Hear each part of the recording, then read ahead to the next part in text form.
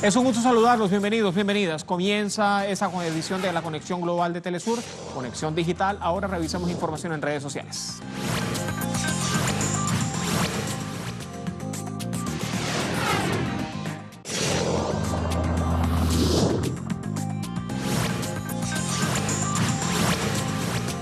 Hablemos de Argentina. Los trabajadores de la Unión de Empleados de la Justicia van a paro. Inicialmente es por 48 horas de forma consecutiva en todas las dependencias judiciales para reclamar el pago del tercer tramo de un acuerdo salarial.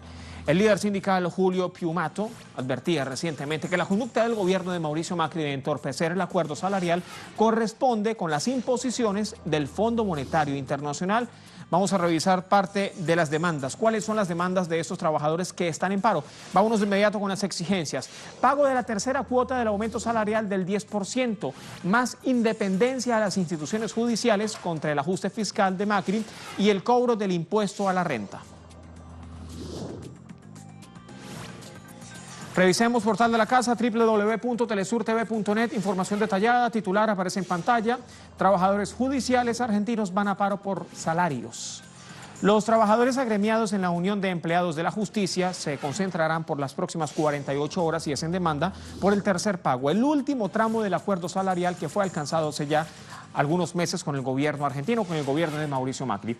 Si no hubiera una respuesta a las demandas, van a terminar con la justicia paralizada. Eso lo estaba asegurando el titular de la Unión de Empleados de la Justicia, Julio Piumato.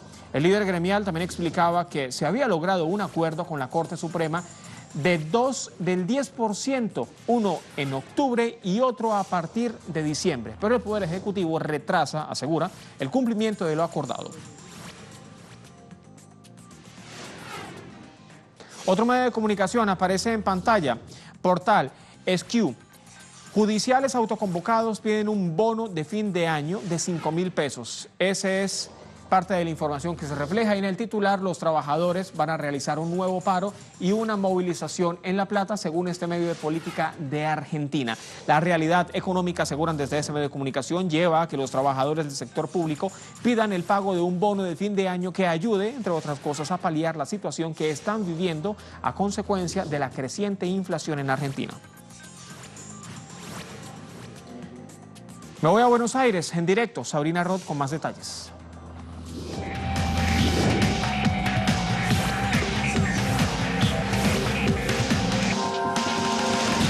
Estamos frente a la sede de la Unión de Empleados Judiciales de la Nación. Hoy iniciaron un paro de 48 horas en reclamo del pago del tercer tramo de incremento salarial acordado con la Corte Suprema de Justicia de la Nación, pero también para reclamar por la independencia del Poder Judicial, por la autarquía. Reclaman también por el impuesto a las ganancias. Recordemos, Mauricio Macri inició su mandato prometiendo que los trabajadores no iban a pagar este impuesto. Sin embargo, hoy un 20% de trabajadores lo pagan, pero además incorporaron a través de una resolución de la Corte Suprema de Justicia de la Nación también a los empleados judiciales, y lo que reclaman es que esta es una forma de condicionar el trabajo de la justicia y la independencia que piden que se garantice.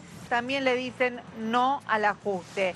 De no tener respuestas, el próximo 27 y 28 de diciembre van a retomar el paro y van a paralizar la justicia en caso de que sigan sin abonar este tercer tramo y que no se cumplan los otros requerimientos que están exigiendo. Hay publicaciones que circulan en redes sociales. Me voy rápidamente a Twitter, publicaciones que hacen los diferentes usuarios de esta plataforma, @floricantox. La verdad que Mauricio Macri ha destruido a la Argentina, su modelo neoliberal es una prueba irrefutable que el pueblo no le importa. Otra publicación en redes sociales, rápidamente, avanzamos. Así es la derecha latinoamericana fascista. Publican desde ese usuario, @Usagi505Lua. Ha destruido todos los espacios alcanzados por los gobiernos progresistas por su ausencia de políticas con justicia social. El pueblo no les importa para nada. Etiqueta correspondiente para este mensaje, Unidad Latinoamericana. Hay una publicación que ha circulado en redes donde diferentes representantes de la Asociación de la Organización Argentina Madres de Plaza de Mayo han invitado, han convocado y también han contado detalles sobre el juicio ético y también político a los diferentes jueces y también al Poder Judicial por la marcha de la resistencia. Vamos a ver.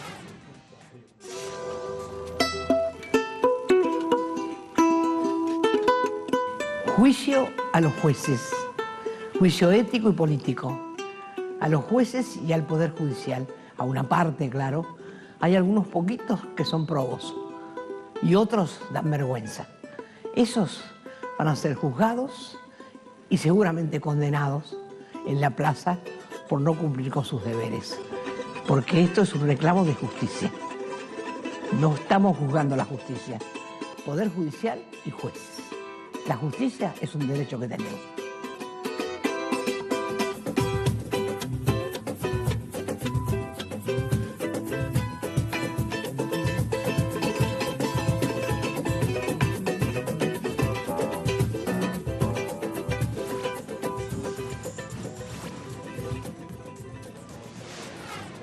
Ahí estaba la convocatoria para esta jornada de jueves 13 de diciembre. A otras informaciones, noticias que también puede conseguir en www.telesurtv.net. Hablemos de Colombia. La plenaria de la Cámara, la plenaria del Congreso de Colombia hundió la proposición del Centro Democrático que ponía en peligro el acuerdo de paz. Ante ello, sectores sociales y políticos le pidieron a la extrema derecha no atentar contra el proceso de paz en Colombia. Revisemos prensa digital, medios internacionales, portal ruso, Sputnik.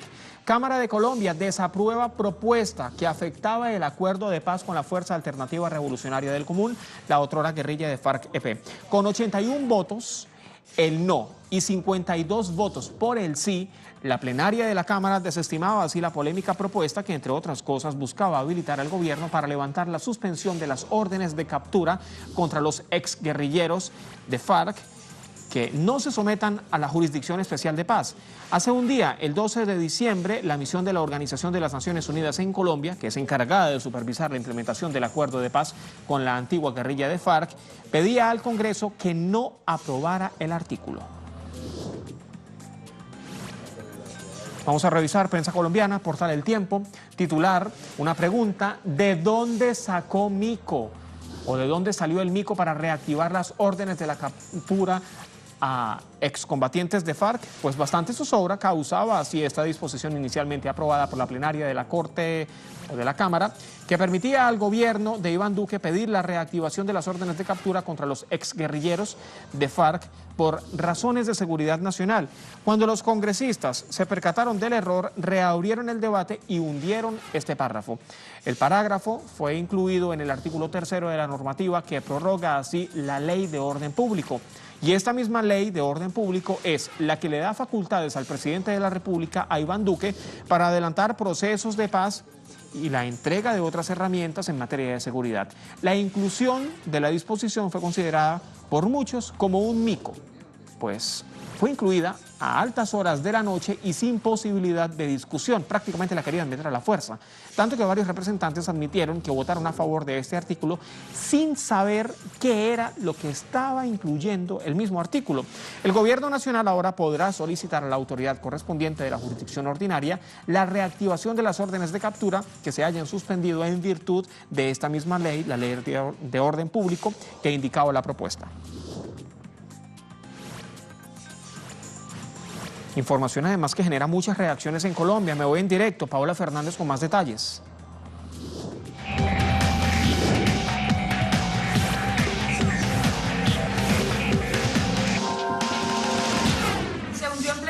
Cámara de Representantes la proposición que había hecho la extrema derecha de darle facultades al presidente de la República para proceder a hacer órdenes de captura en contra de los combatientes de las FARC. Lo que se dijo por parte de la bancada de oposición y de la bancada por la paz es que esto era un atentado directo a los acuerdos logrados entre el gobierno nacional y las FARC-EP luego de los diálogos en La Habana, Cuba. Esto porque los excombatientes se están acogiendo al proceso de paz y se han acogido a la Jurisdicción Especial para la Paz, un alto tribunal creado justo justamente para atender a estos excombatientes. Esto en el marco del debate que se adelanta en la Cámara de Representantes sobre la Ley de Orden Público, donde también se estableció cuáles serían algunas de las medidas que podría tomar el Consejo Nacional de Seguridad y que también enmarca todo lo que podría suceder con los diálogos con el Ejército de Liberación Nacional. Por eso la bancada de oposición estuvo muy pendiente, porque lo que ellos dicen es que el Centro Democrático lo que ha hecho es colocar obstáculos para que se avancen en los procesos de paz en Colombia, tanto con las FARC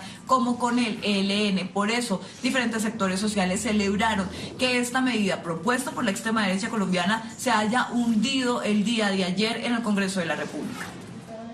Ahí toda la información con Paola Fernández, corresponsal de Telesur en Bogotá. Me voy a las reacciones de colombianos. Hablaba de reacciones hace solamente algunos segundos y allá una reacción que aparece en pantalla. Antonio Sanguino, senador del Partido Verde entre el periodo 2018-2022, además es vicepresidente de la Comisión Segunda y copresidente de la Comisión de Paz en el Senado, y publica en redes sociales: el proyecto de ley de orden público, como hasta ahora ha sido aprobado en la Cámara, pone en jaque los acuerdos de paz con FARC y cierra posibilidad de negociaciones con el Ejército de Liberación Nacional.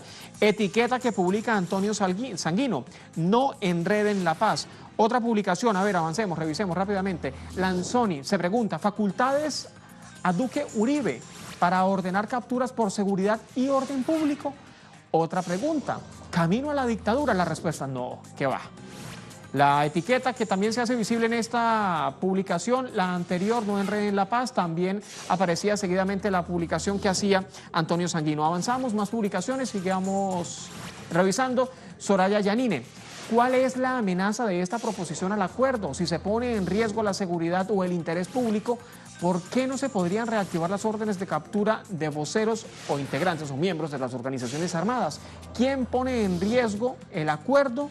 ¿El que lo incumple o el que exige cumplimiento? Allí la publicación que hace Soraya Yanine.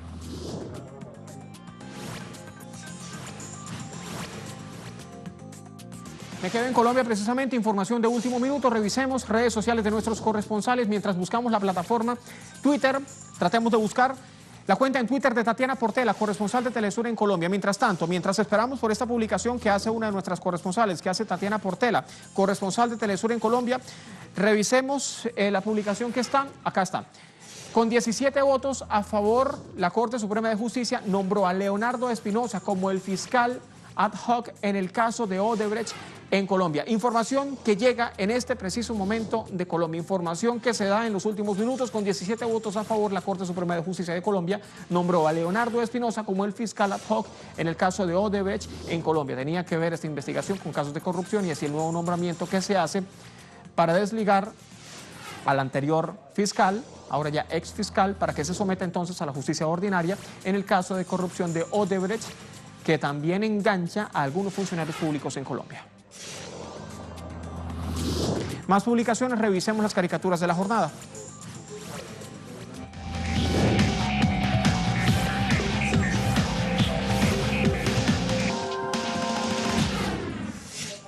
Aparece en pantalla la caricatura correspondiente a esta jornada, se titula "Llegó la banda", la está publicando la cuenta de Mono Sapiens y miren ustedes las diferentes bandas que le están entregando diferentes sectores sociales, políticos y hasta otros mandatarios al presidente de México, Andrés Manuel López Obrador. Diferentes bandas, cada una con una visión diferente de diferentes sectores, por supuesto, el sector que están representando. ¿Cuál es la banda que le entregan a Andrés Manuel López Obrador, el nuevo presidente de México?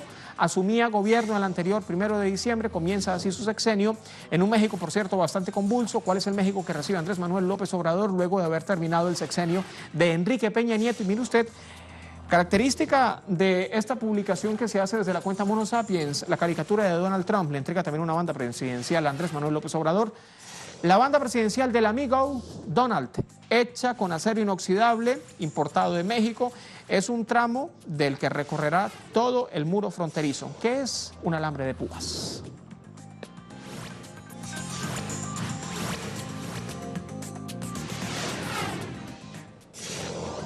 ¿Usted sabía que a consecuencia de ataques verbales y también de algunas imposiciones que pretendía colocar el nuevo presidente o el presidente electo de la República Federativa de Brasil, Jair Bolsonaro, sobre la misión de médicos cubanos, más médicos, así se le conocía a esa misión de médicos cubanos que ejercía funciones desde hace más de 5 años en la República Federativa de Brasil.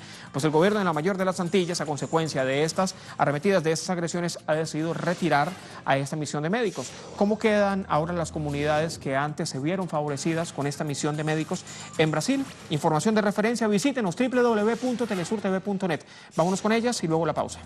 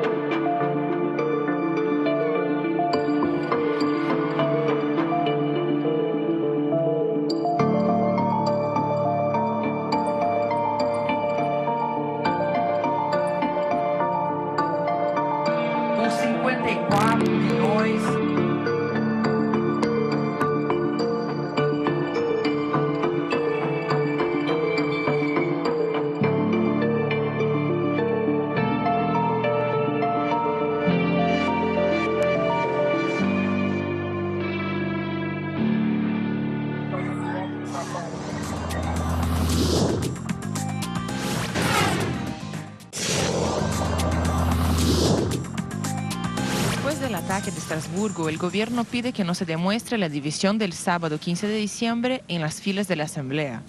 ¿Aplaudir o no aplaudir? ¿Debatir o no debatir? ¿Llamar para protestas o no llamar para protestar? Tras el ataque terrorista que mató a 3 personas en Estrasburgo el martes 11 de diciembre, en medio de una crisis de chalecos amarillos, el mundo político está avanzando. Centrarse en el ataque puede verse como un deseo de eclipsar el movimiento social, pero ¿la presencia de un asesino en la carrera permite que se realicen manifestaciones? Además, la reanudación de cualquier debate político amenaza con ocultar el luto de Estrasburgo. Una vez que no es habitual, ante esta doble crisis, las fuerzas políticas han tomado para hacer al mismo tiempo.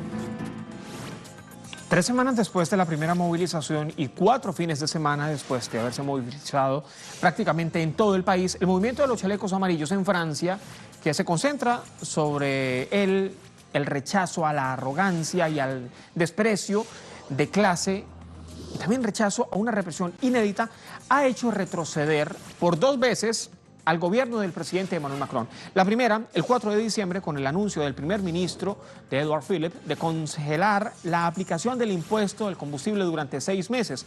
La segunda, con medidas anunciadas el anterior 10 de diciembre por el propio presidente, por Macron, que sin embargo no han logrado calmar la ira, quiero decir, de los chalecos amarillos.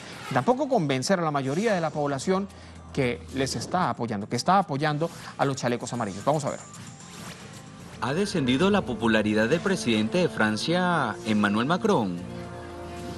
De acuerdo a los resultados de la encuesta realizada por Ipsos para el medio francés Le Point, la mirada positiva de Macron se ubica en un 20%, un 6% menos que el mes pasado, mientras que un 76% valora críticamente su labor frente a un 70% registrados en las pasadas fechas.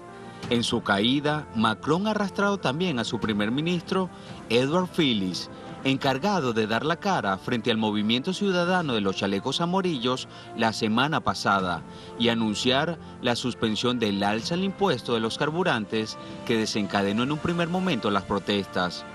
El estudio de opinión se realizó entre el 7 y el 8 de diciembre de 2018 y contó con la participación de 971 ciudadanos franceses mayores de 18 años.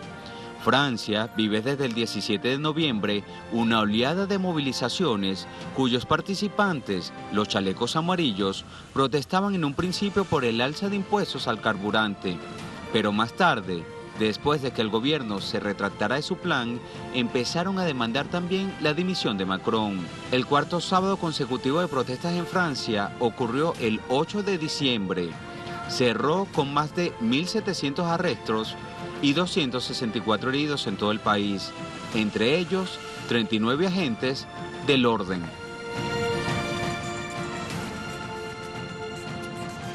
Eso es lo que ha ocurrido hasta el momento. Revisemos prensa digital, Diario Vasco, titular, vámonos. Macron defiende medidas para acallar las protestas de los chalecos amarillos. El presidente Emmanuel Macron, defiende así las medidas que anunciaba esta misma semana para tratar de silenciar las protestas, para tratar de dispersar todas las protestas, para tratar de minimizarlas, y opinaba que ningún país avanza si no responde al descontento de sus ciudadanos. Mientras tanto, el movimiento de chalecos amarillos, nombre que toman por el color de la prenda reflectante que llevan obligatoriamente los vehículos, surgió de forma espontánea para protestar por el alza de las tasas en el carburante y después de las amplias críticas de las diferentes autoridades a este movimiento. También estaban los chalecos amarillos criticando el costo de la vida en Francia. Diarios galos, portal Le Monde, vamos a ver el titular. Chalecos amarillos, una sexta muerte desde el inicio de la movilización. Un manifestante vestido con un chaleco amarillo murió durante la noche del miércoles 12 al jueves 13 en Aviñón y murió atropellado por un camión en la rotonda de Bompas, muy cerca de la salida de la autopista. Esto lo anunciaba la oficina del fiscal. El drama ocurrió poco después de la medianoche. El conductor, un hombre de 26 años, a priori de nacionalidad polaca, según la oficina del fiscal, fue arrestado y actualmente se encuentra bajo custodia.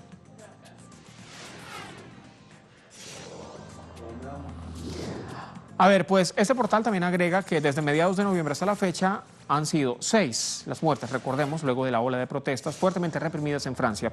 El 17 de noviembre, el primer día de las protestas, un manifestante murió en Pont-de-Barson después de ser atropellado por un conductor que entró en pánico al ver una barricada. 2 días después, un motorista de 37 años fue atropellado por una camioneta que maniobraba para evitar a un grupo numeroso de chalecos amarillos y murió al día siguiente. Durante la noche del 1 de diciembre al 2 de diciembre, en la segunda semana de movilizaciones, un automóvil y el conductor que iba en el automóvil murió al chocar con un camión que estaba detenido en una presa muy cerca de una localidad cerca de París, ciudad capital. La cuarta víctima, una mujer de 80 años, inicialmente recibió una herida por una granada de gas lacrimógeno en Marsella el 1 de diciembre. Murió al día siguiente en un hospital durante la operación, durante la intervención quirúrgica. El 10 de diciembre, una mujer de unos 20 años aproximadamente fue asesinada en Chantrey cuando su automóvil entró en un camión. Un accidente probablemente relacionado con la desaceleración aguas arriba de la presa filtrante de los chalecos amarillos.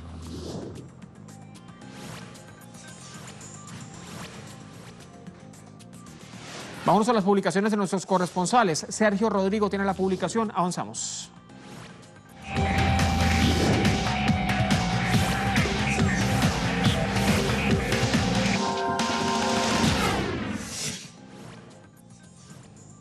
Publicación que hace Sergio Rodrigo en redes sociales. Los chalecos amarillos abren autopistas de peaje para los ciudadanos franceses en rechazo a las políticas de Emmanuel Macron. Ahí está la información que nos llega desde Francia.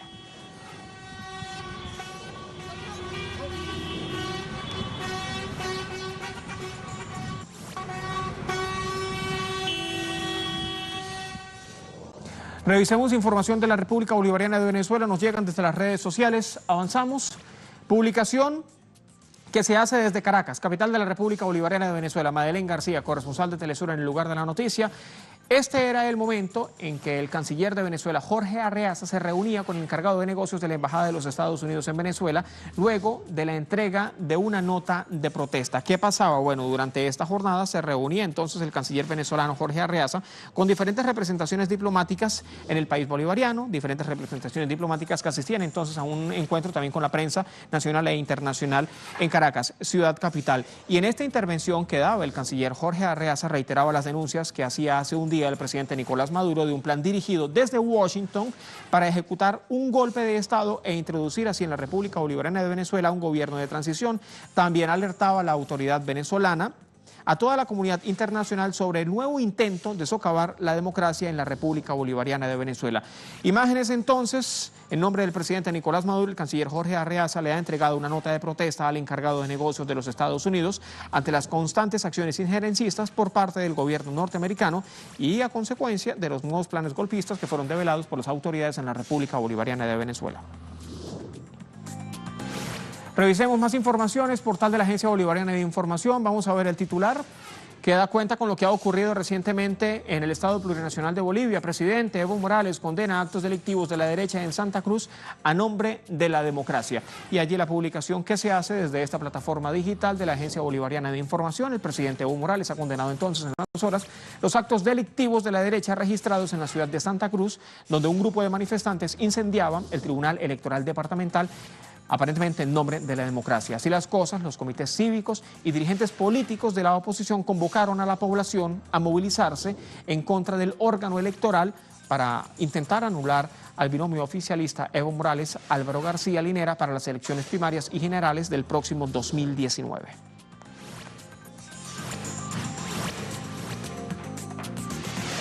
Así termina esta edición de la Conexión Digital de Telesur. A ustedes, como siempre, muchas gracias.